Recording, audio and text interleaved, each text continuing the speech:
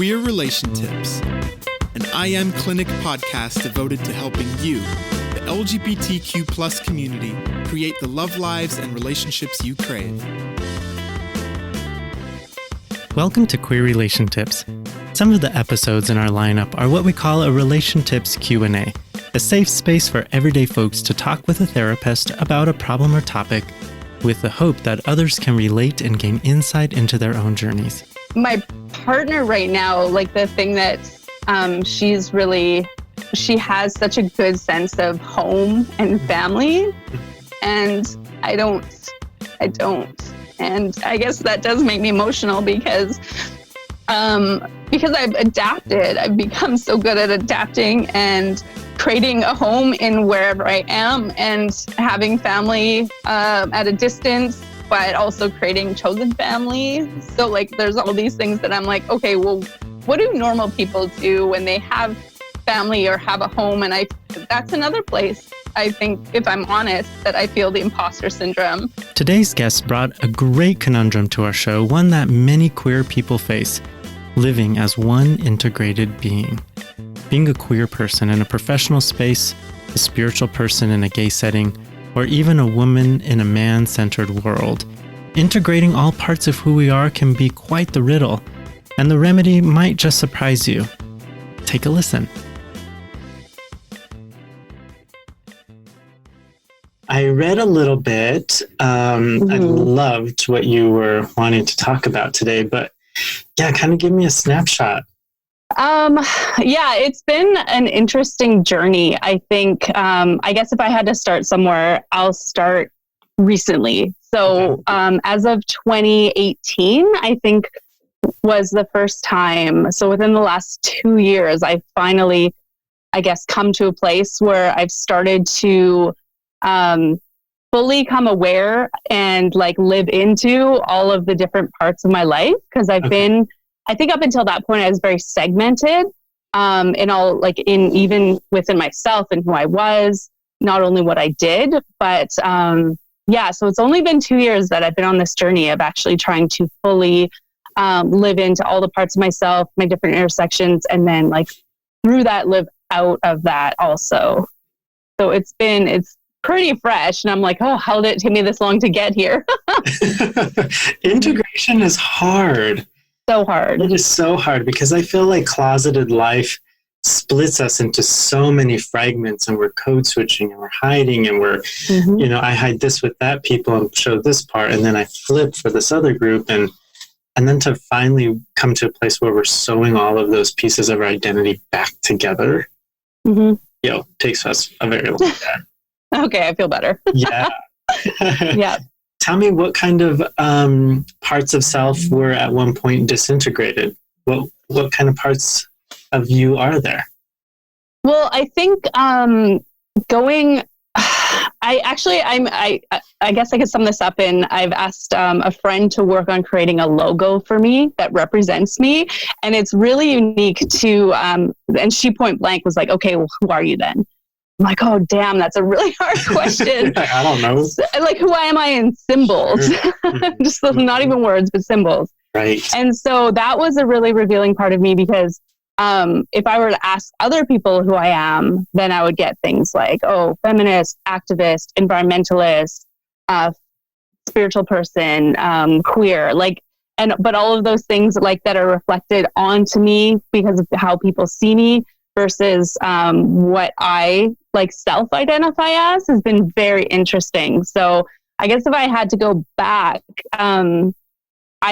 the self-identifying thing was really delayed for me because I was I spent a large part of my teen years, so very, very important years of my life, growing up in an evangelical church. So charismatic evangelical at that. So a lot of that identity is obviously put on hold. So because you're not supposed to self-identify, your identity is in Christ. Your identity is solely in Him and what He wants you to do for your life, your future, your calling, all of those things.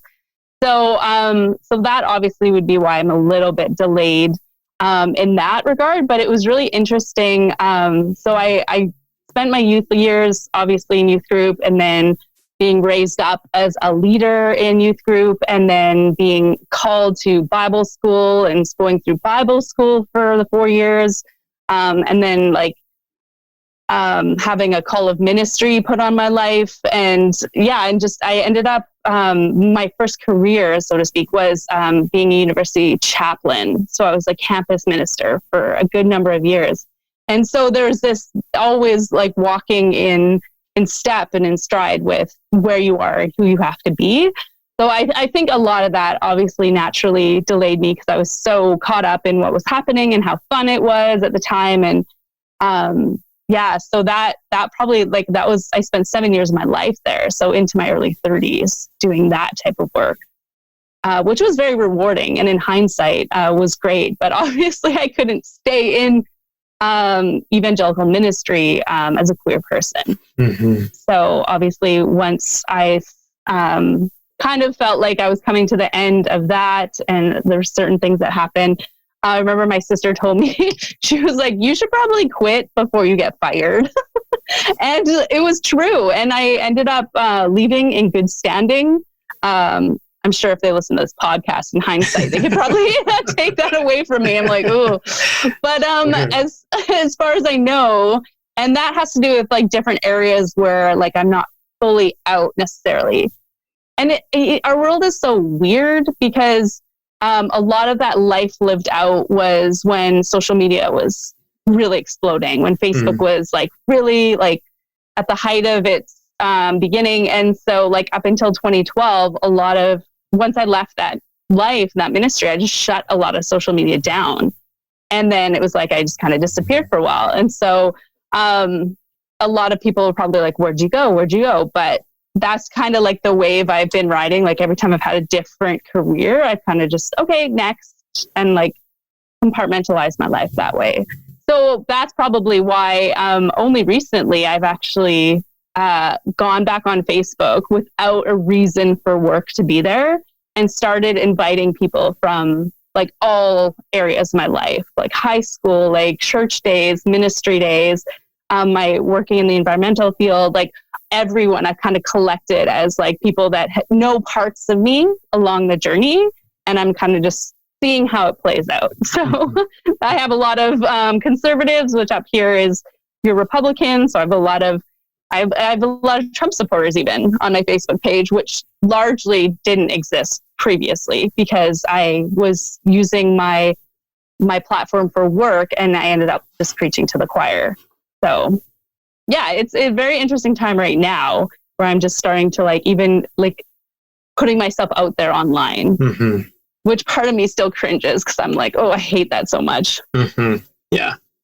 You know, I think there's a couple of things that I want to chat about that are coming up so far, but I always like to think of it almost like stages to coming out. Stage one might be us coming out to ourselves, and then coming out to our friends, coming out to our parents, and then reconciling that spiritual, theological component for some of us. But then there's also kind of this really important stage where we have to let people see us expressing our sexual orientation or gender. We have to let them see the pictures of us holding hands or kissing or sitting at home. That's a very different step to coming out, because it's not just this verbal statement anymore, it's an action. Right. And that is a big piece of integration. Mm-hmm. Yep. And that would be, I suppose, Instagram versus Facebook, where I do have a private Instagram account where I do highlight a little bit more personal stuff about my life that obviously it's a personal account versus a work account. Of course, there could be 1,000 reasons why, but for you specifically, what is it about the vulnerability that might be scary or challenging? Why so much privacy?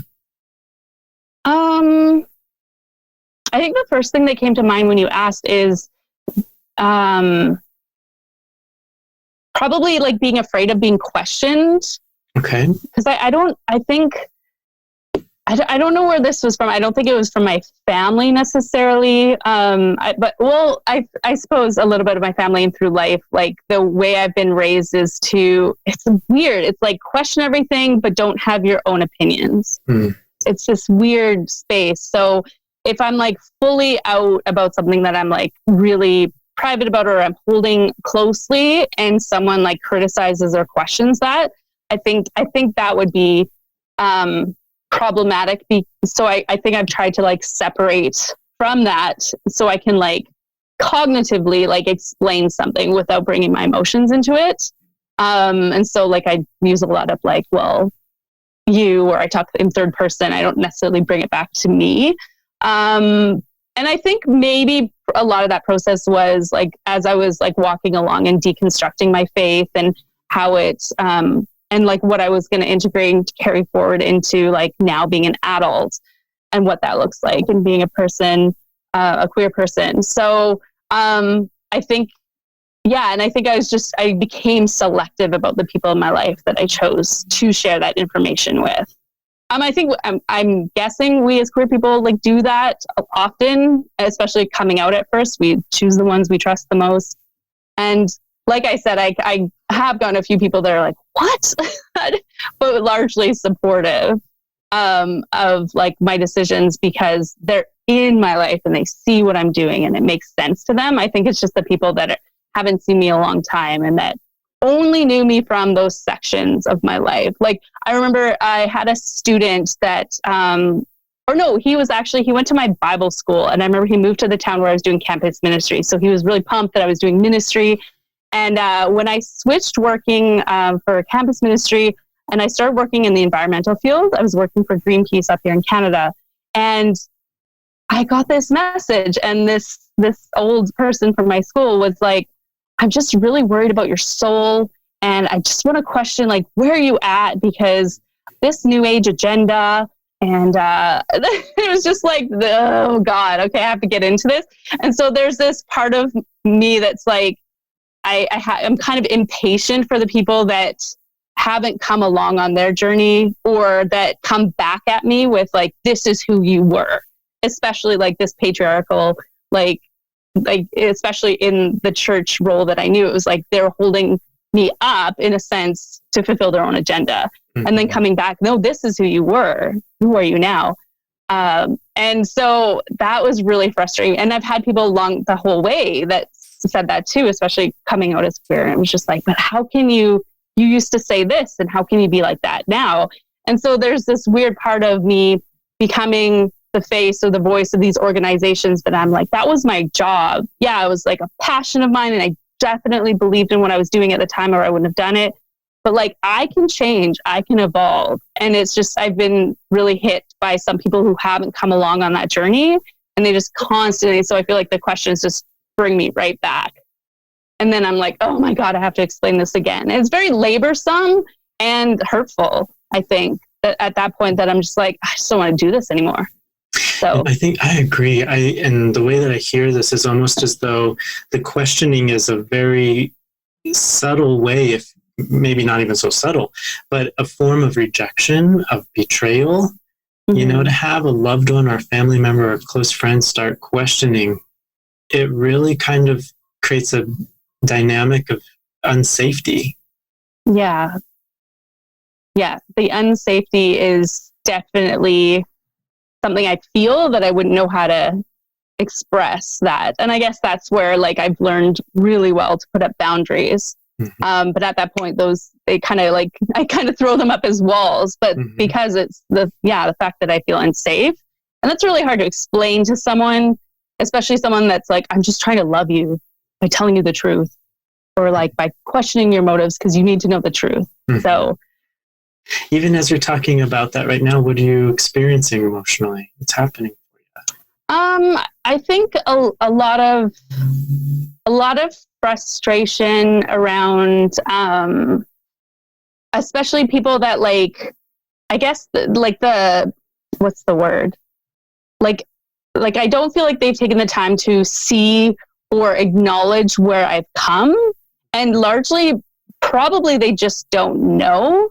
Like they don't know that it's been like 15 years since I was in youth group with them, or 15 years since like I was doing ministry or whatever. So I'm like, to come back in after all that time. And then, yeah, it largely brings up frustration because I feel like people that are in my life right now might not recognize how far I've come or like my journey. I remember talking to a cousin recently, and I love her. She's the first like extended family person that I've come out to. And I remember at the end of the conversation, I guess the last time I really talked to all of them, because they're very Christian, was when I was doing ministry. And she, at the end of the conversation, and I was like, well, say hi to the cousins, like if you talk to them. And she's like, oh yeah. She's like, they'll probably want to know if like how our conversation went. And I was like, tell them how I'm doing. Like, I don't mind if you share. And she's like, yeah, they'll just probably want to know if I like spoke truth to you.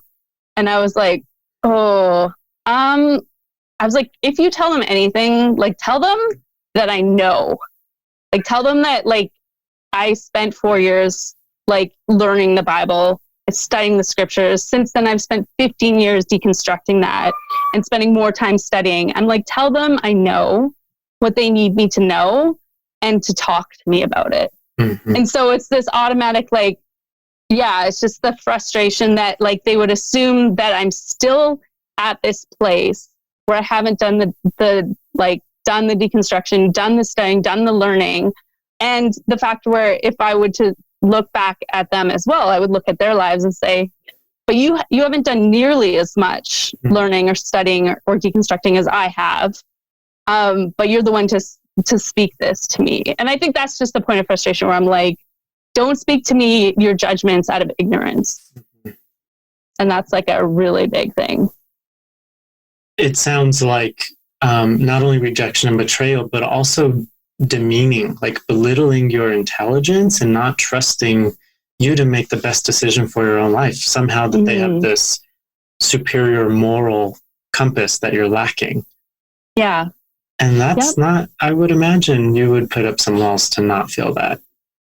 Yeah.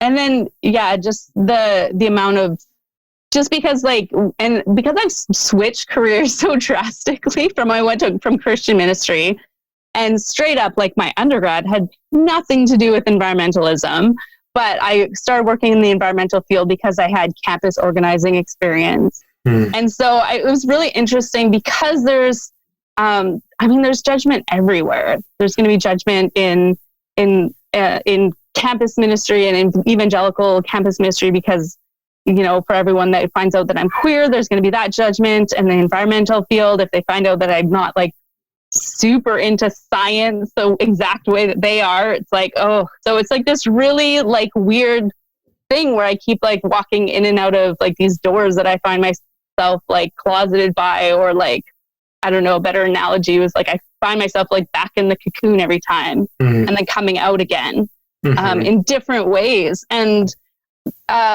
I like this journey because I feel like I am every time fully coming into myself and then back out into the world. But it's pretty exhausting. And then that's where you get like people in your life that question you and your motives.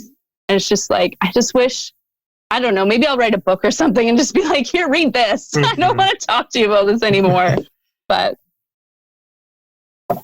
so many different, so many different sides, and I think that this could almost, I hear you when you say exhausting.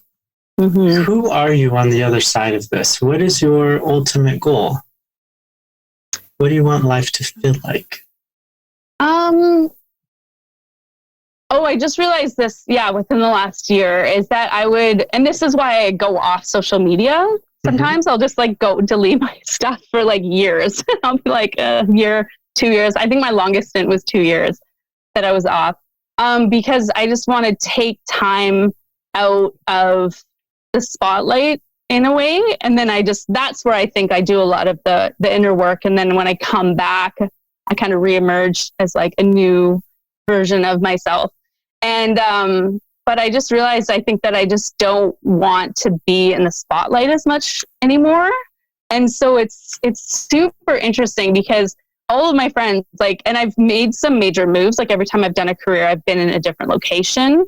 So that's probably also influenced where I'm at. But every time I go somewhere new and I have this plan to be anonymous, or I want to just be a little bit more behind the scenes, it just doesn't happen. I don't know if it's my personality or what opportunities come to me, but I just end up like, and a lot to do with activism. I guess I just can't not get involved on different issues. And so, so like I've always stepped or been pushed back into the spotlight. And then I'm like, oh, damn it, here I am again. I'm like, I don't feel right. And so what I've come to recently is learning about like the imposter syndrome and like how that plays itself. Cause I'm like, sometimes I'm like, I'm not ready to be here. Like, it's not that I don't want to necessarily be there or be doing what I'm doing, but I'm like, how did I get here? Like, I don't feel worthy. I didn't actually go to school for this. Like, what's happening? And I feel so like, oh, it's the weirdest feeling. But yeah, learning about imposter syndrome was a big deal. I think the one thing that bugs me about my past and where I've been is that I don't know if you've heard of this before with like within the evangelical culture or whatnot. It's like, no matter, I think, what I do in the real world, it's just this frustrating thing that I have this thought that the majority of my family, no matter what I do that's good, even if they're my own like goals, and it's just because I'm queer, it's not good. Like, it's just not good. And I'm like, it comes back to the point where it's like, everything I'm working towards, everything has been like a personal goal of mine, like lifelong goal. It's like, you can chalk that up to being like, you're just on the wrong path.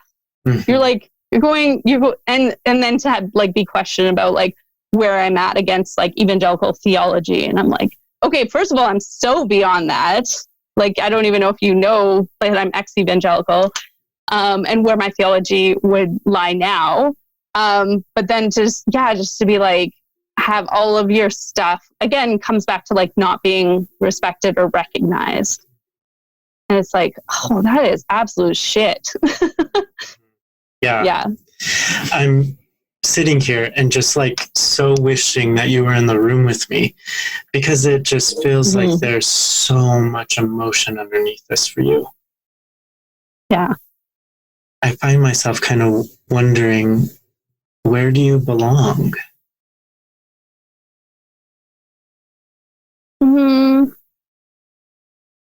That's a good question, because my partner right now, like the thing that she's really, she has such a good sense of home and family, and I don't. And I guess that does make me emotional because I've adapted. I've become so good at adapting and creating a home in wherever I am and having family at a distance, but also creating chosen family. So like, there's all these things that I'm like, okay, well, what do normal people do when they have family or have a home? And that's another place, I think, if I'm honest, that I feel the imposter syndrome, is when I'm around normal people that have family and have a sense of belonging and home. But then we're also like, I'm a 7 on the Enneagram. So then there's parts of me that I want to celebrate, being like, well, I'm not attached. I don't have roots. I'm up for anything. I want to go after whatever. And so there's always that, like, I've made do and I've done well with what I have. But yeah, I guess that underlining, like, where do I belong and what would essentially ground me isn't there. And I don't know if it should be. I don't know how it could be. I don't know. I love the questions that you're asking right here. If I could maybe give some context here, or kind of help make this digestible and feel workable, the first thing that I notice, and many of us who have lived in the closet for so many years, is that the one thing that creates a lot of wounding for us is our own competence. It's such a backwards paradox, contradiction. Like, it's so fascinating and painful that our competence to shapeshift and to be the chameleon, Oh, yeah. so that we can fabricate a sense of belonging, actually starts to become the one thing that confuses us and makes us feel so uprooted. And then we began kind of hunting and searching for that one place where we could just let our natural skin show. And after a while, we kind of don't even know what that natural color is. Mm-hmm. And we're afraid, because if we show it, then what if in the place where we might potentially be safe, we get kicked out one more time?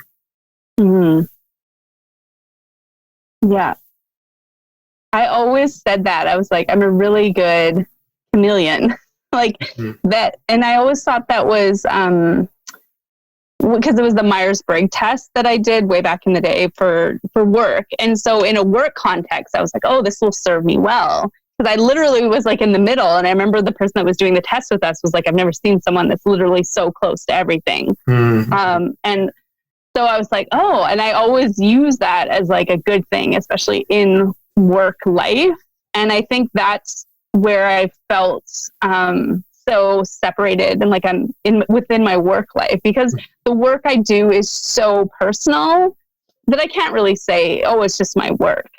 Like the work, like when I was doing campus ministry, like I love student life. I love people coming to the knowledge of like God and unconditional love and however they view them and all that. Like I love that. When I look at my work in the environmental field, I'm like, I love like the idea of like preserving and protecting something that is like literally grounds us. Hello, listener. Thank you so much for hitting play. It's such a privilege to host this podcast and bring it to your ears. And if you're enjoying the show, we would be forever grateful if you'd head over to Apple Podcast, subscribe, download, and give us a review. It goes a long way to help us ensure we can reach more people and empower the LGBTQ plus community to build the relationships we want. For a long time, I've just been, especially in the transition of those roles, I've just been like, oh, okay, well, that was just work. But so at the same time, and I think that's why I get so offended when people question me on it, because I'm like, this is my life's work. And I'm just I happen to be doing like all of it. Like, and so I just wish, I don't know. Like, I wish there was some way that I could just stop pretending that it doesn't matter. Mm-hmm. Just like fully integrate it within myself. Mm-hmm. I don't know if that would make it easier, because it's not just work. It's very personal to me. Yeah, absolutely. Boldness is something that we really favor right now in our cultures. We love to be bold and post those things on social media, but boldness is very different than vulnerability. And I think vulnerability is it's a much more challenging process. Yeah. And I think to stand, some of my favorite words here, naked and unashamed, that kind of vulnerability will help create a home. But my God, it is petrifying. Yep. Yeah. The reason I want to keep using that word home, because I wonder if feeling home and internalizing the sense of home might then give you the ability to boldly assert and be vulnerable with all of these beautiful parts of you. Does that make sense? I'm thinking of a tree, like with these deep roots. When the wind comes, it's like, man, I got this, because I'm rooted in myself. Mm-hmm. I think idealistically it makes sense. I think there's a gap in that way of like how do you move past the imposter syndrome of that? And is it even like me feeling that because I feel that, or is it me feeling that because constructs have been placed on me? Whereas like, you can't be that, you can't do that, you can't think that way. And that in every single thing I've done, I haven't fully been able to show up as all of me. Mm-hmm. So I have like closeted parts of myself or hid parts of myself. And so I don't even know, like the imposter syndrome, like it's like I want to be fully rooted and confident, but I just need to like, just like, I hate the cast off wording, but like just to throw it away and just be like, okay, enough. Like if I feel insecure as hell within myself, then that's fine. Mm-hmm. But like stop putting these things on me that are like, you can't feel this way, or you can't step out and confidently be a queer person of faith. It's like, mm-hmm. and it's like, and it's so much of that because the activist within me, and it makes me so frustrated. For sure. These constraints. And so that's where I'm trying to like, how do I get past all of that to get home and then confidently like be there without just like fucking everyone and locking myself inside. One of the things, when we come out of the closet, oftentimes I think we leave our compass in the closet. And here's why. Because as we're growing up closeted, we never get to think about what we want and what we need. And that in many ways is not only a compass that helps guide us forward in our own preferences, but it becomes a very strong, even moral compass. I'm thinking of the little kiddo. Here's an example who says, "Mom, I'm hungry." And the mom says, "I just gave you hot dogs. You shouldn't be hungry. Go away." And then the little kid walks away thinking, "Oh, maybe I shouldn't be hungry. Maybe what's wrong with me? Why is this happening? If no one else is hungry, why am I?" And then we lose this compass that says, I know what I want and I know what I need and I can trust myself.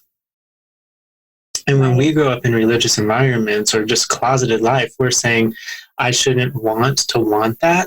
That part of me is dirty. Why do I have that part? Why do I crave this? Why don't they crave that? And we really begin to question our own guiding forces. Mm-hmm. And so when we come out of the closet, we say, I'm just going to leave that back there because I don't know how it functions, my needs and my wants.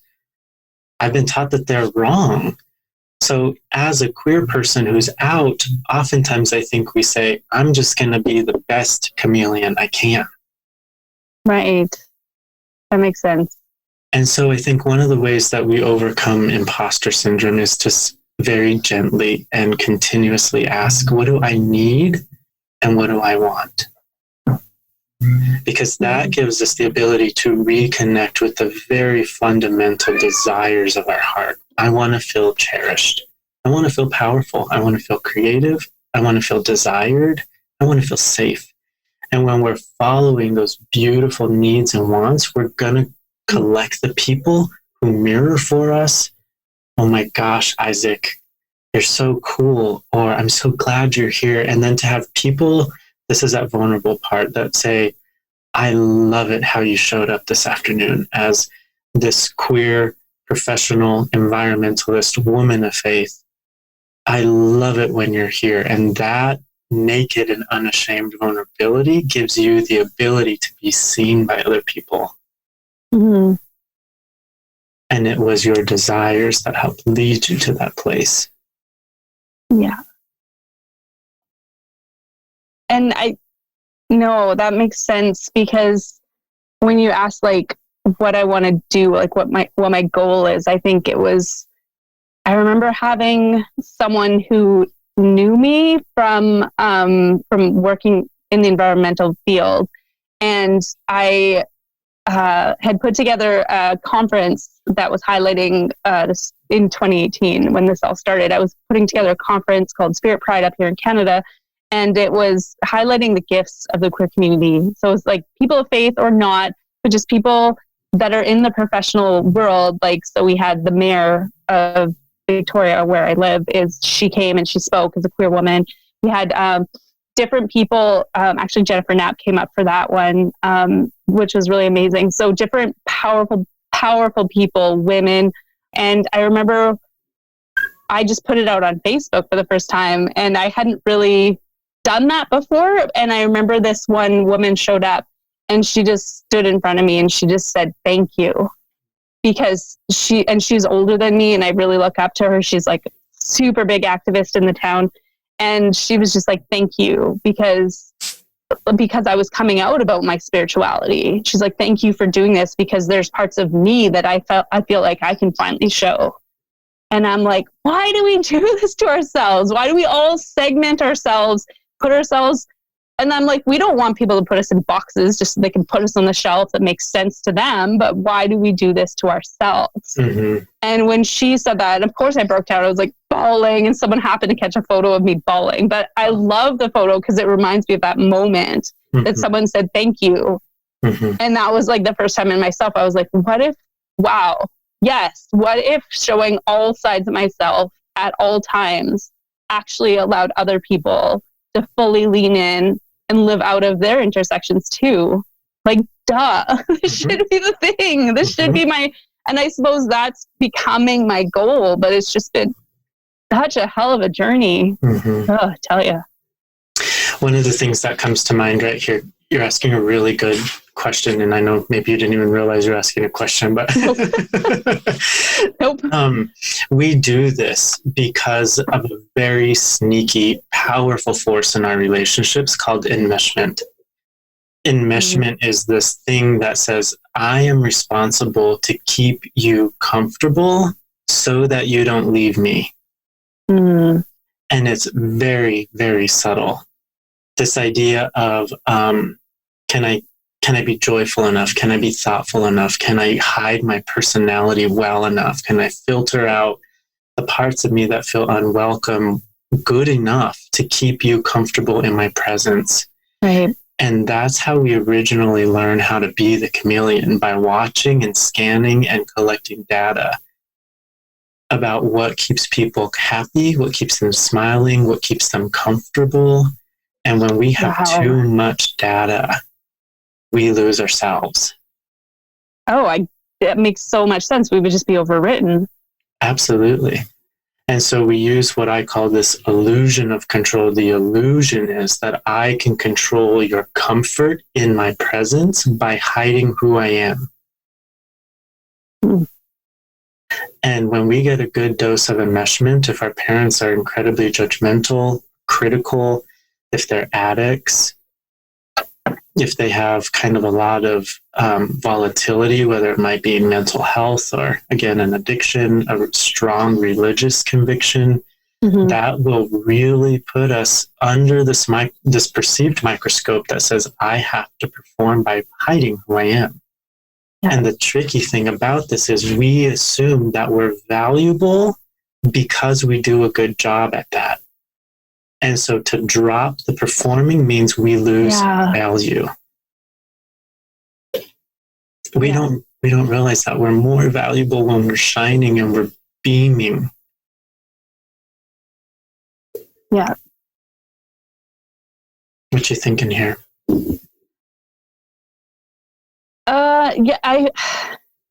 It's hard to I guess it's hard to admit that I like the spotlight, which is so, because I'm like that person that like half an hour ago I said I don't want to be in the spotlight. You're probably like, duh, you're like a 7 on the Enneagram. What are you, fooling yourself? Because yes, I actually and I think, but that's also where I found my self-worth. Like the last role I had working for up here, I was constantly on the news talking about environmental issues and stuff like that. And it was like this, it was the most stressful thing in my life that I hate talking to media. Every time I got so nervous. But then, of course, I love seeing myself on TV, especially when they edit the right sound bites and I'm not swearing on camera. But all of that is like, that becomes so as much as like, I hate it when people assume they know me, it's like, I'm constantly put myself in these positions where they do know me. They know me really well, that part of me. And yet I still hate it when they think they know me. So it's, there's a little bit of, I don't know what the word is there. Conceit, selfishness. I don't know what that that brings up in me that I'm like, oh my gosh. Mm-hmm. But yeah, like getting known, I suppose, for the right reasons. Yes. For like all parts of me, as much as I'm willing to show everyone. Mm-hmm. Not just like, bam, like really like, yeah, to be the face of one thing. I just want my face on my things. I don't want to do anything for anyone else anymore. I guess that's where I'm at. I mean, obviously some burnout speaking there to do with the work that I've done. But yeah, just really getting to the point where I'm like, okay, what's my face about? Yeah. It's my face. Mm-hmm. It should be about me. Mm-hmm. Yeah. Yep. There's another, I love that question. What do I want and what do I need? I guess it's two. But then also this really important question of how am I already enough? Mm-hmm. It sounds so simple, but how am I enough for my friends, for my loved ones? What do they really cherish about me? Because if what we're doing is saying, okay, you're more comfortable with me when I'm smart. You're more comfortable in my presence when I'm funny. We love coming up with those answers because of the enmeshment. Mm-hmm. But what about I'm enough when I'm vulnerable? I'm enough when I'm crying. I'm enough when I love being in the spotlight. I'm enough there too. Mm-hmm. Yeah. Yeah.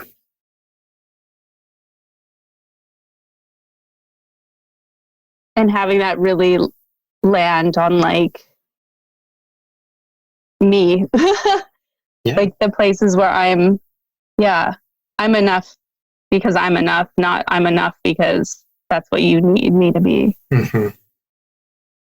It's a big thing. Yeah.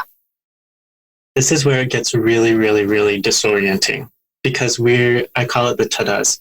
When we say, ta-da, look at how I hid myself. Ta-da, look at how I kept you comfortable. Ta-da, look at how I put the slippers out for you. Ta-da, look at how I brought you your favorite thing. Ta-da, ta-da, ta-da.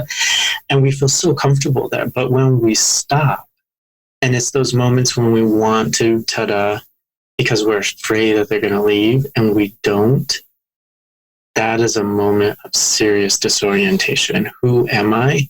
Where does my value come from? Why are they staying? Who do they see? Are they happy with who they see? Where does my power come from? What if I lose my value? We have this whole identity crisis in one little split second. Oh, yeah. Yeah, I remember having that thought, like when I left my last job, my last role, which a lot of people would have killed for that job. It was like an unheard of position. And I remember being with my partner and thinking, like, I consider myself to be someone that has a lot of confidence. Like I used to say, I'm not conceited. I just have enough self-esteem for both of us. But I used to, and I remember thinking, well, my partner still think I'm cool if I step away from this role. And I was like, wow, that was as real as it got for me. Yeah. And of course, like I actually had that conversation with her and she was like, oh my gosh, yeah, no, I was only with you because you were cool. Sarcasm. And I was like, oh, thank God. No, but it was such a cool moment for me to be able to be like, actually, I've experienced enough vulnerability with this person that I can even consider that. Mm-hmm. Because obviously that like plays a part in my life of how I've chosen to show up to places and with people and for what causes. There had to have been some part of mine. I mean, I can't be completely altruistic. Be real. So, but yeah, that was a really neat place that I would like to explore that further. I think that's probably the best place for me right now to feel safe. And I feel so grateful in my relationship with my partner to be able to express vulnerability, not just feel it, but to be able to express it. Absolutely. And still be safe. Yeah. Yeah. One thing that I like to, I have two more little thoughts. Okay. One of them is I like to encourage people to practice vulnerability like they're handing over the stackable Russian dolls. That is to say, to unstack all of them and get to that little doll in the middle, just the little one, and to hand it over and say, I'm just handing over this little nugget of vulnerability, and then I'm going to watch you. Are you trustworthy? Or do you treat it with respect, or do you throw it back in my face? And if you handle that, and if you cherish that little nugget that I gave you, I'm going to give you the next biggest one. And I'm going to continue not only letting you earn my trust, but I'm going to continue practice trusting you with who I am. And over time, we kind of share more and more and more. This is the second part. I think that vulnerability at first is like climbing up this massive cliff, only so that you jump off. And you're kind of like, it's the cliff of vulnerability, right? Like you get the courage to climb up this thing and then the courage to jump off, and then you jump, and it's like this free fall and your gut is spinning. But then you hit this little pillow down below. And the more that we run this course, we wear it down. So this mountain becomes a molehill. And sooner or later, the process of vulnerability is just this little slide down into safety without a scary free fall. And we don't need to build up this courage because we've practiced it enough that we know it's a safe thing for us. Right. Yeah, that's doable. I wonder if this integration piece for you and really feeling present and whole everywhere you go, if it'll start with this practice of vulnerability to create the home, and watching people say, I've seen every freaking Russian doll you could hand over, and I still think you're the most beautiful person in front of me. Having people do that is going to give you the confidence to go out and be whoever you need to be. We need each other for this mirroring process. Yeah. Yeah. Because we don't get that. We say, my Hispanic culture, no, mijo, don't, boys don't do that.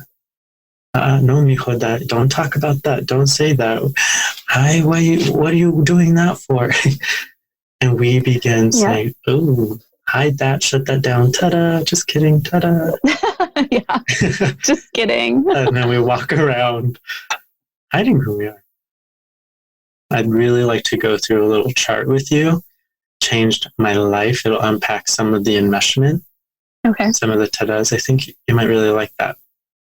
Yeah. Yeah. That's amazing. I'm such a practical is the way it is. Like I just want to I'm a linear thinker, so I'm like this to this to this to this, and then do that. So I'm like, okay, what next? Yeah. Which would be, and like I said, it's been like this journey where I feel like it's pretty new still of like being into this for 2 years, being like fully coming into all parts of myself. But I know like this next time right now is critical for this journey, and I'm stoked to do the work. I think I need to really marinate on like the idea of home. I think that's probably what is the biggest thing I'm taking away from this.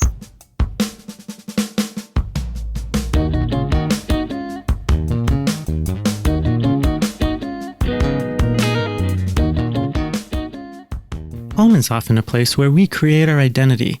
At first, we color pictures outside of the lines only to show them off and have our care providers hang them on the fridge.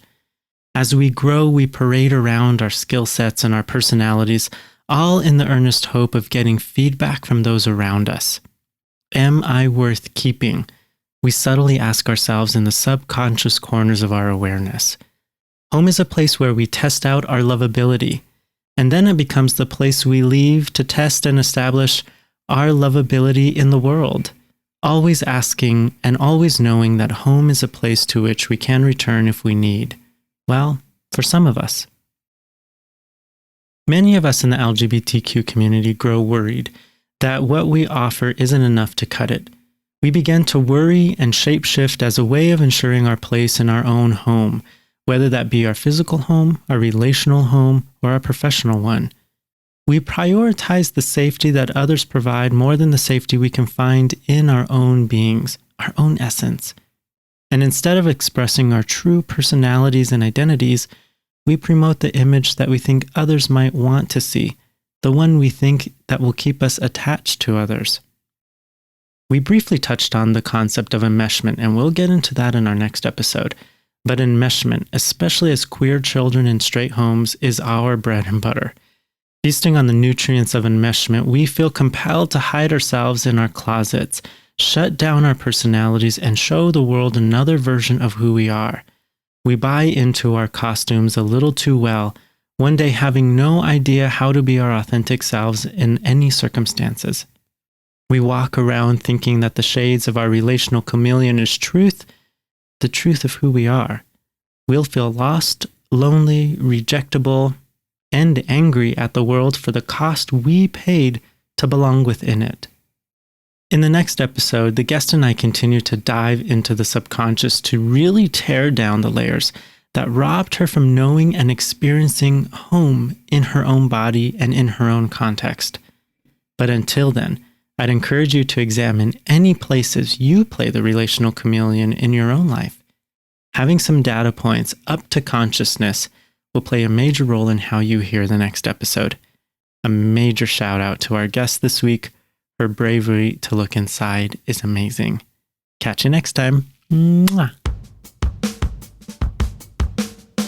Queer Relation Tips is a podcast sponsored by iAmClinic, a counseling practice devoted to the LGBTQ plus community with in-person and virtual counseling options available. iAmClinic. Create the love lives and relationships you crave. Find us online on Instagram at LGBTQ_therapy and Facebook at iAmClinic. That's iAmClinic.